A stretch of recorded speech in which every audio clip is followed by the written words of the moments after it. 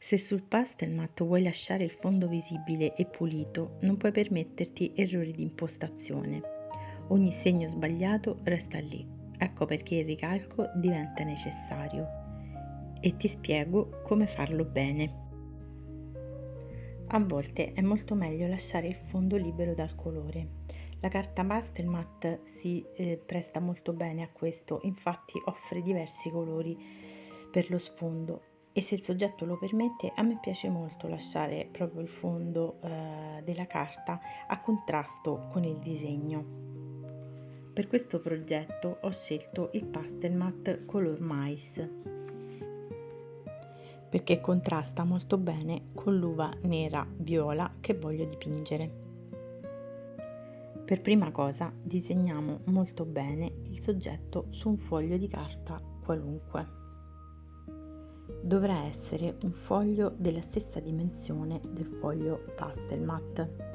Questo per prendere poi bene le misure, per inquadrare bene il soggetto sul foglio e per rendere tutto armonico. Andiamo a girare il foglio e dietro dobbiamo cospargerlo di polvere di pastello. Prendiamo un colore abbastanza a contrasto, io ho scelto un verde. Se avete dei pastelli vecchi o comunque rimasti con qualche scheggia, io conservo di solito in una scatola tutti i rimasugli. In questo caso è proprio un pastello di scarsa qualità e quindi ho usato quello. Mettete, mi raccomando, sempre il guanto perché qui di polvere ce ne sarà molta sia in sospensione che sulle dita.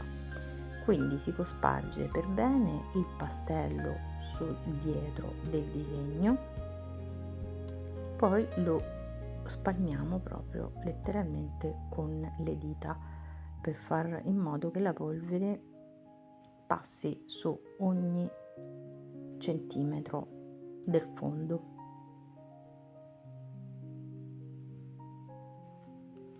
Una volta che avete finito, togliete il guanto o lavate il guanto, insomma, se avete necessità di riutilizzarlo. Ovviamente la polvere residua va soffiata via. Poi prendiamo il foglio Pastelmat, giriamo la glacine, non ci deve dar fastidio, mettiamo il disegno sul foglio ben centrato e mettiamo dello scotch per fermarlo. A quel punto con un abbiro ripassiamo i contorni, mi raccomando senza pigiare perché il pastello comunque scriverà molto.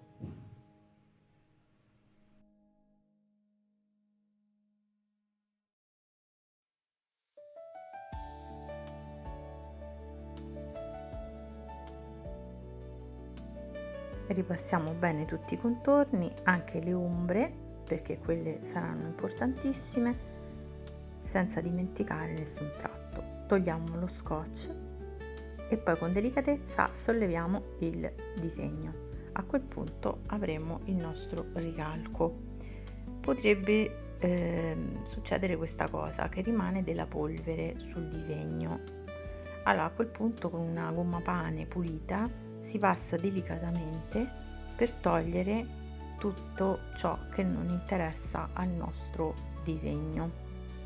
Ovviamente se pensiamo di coprire il fondo di tutto questo non c'è bisogno, possiamo fare il disegno anche a mano libera o farlo direttamente con i pastelli o fare la griglia, possiamo fare quello che vogliamo perché se copriamo il fondo non serve.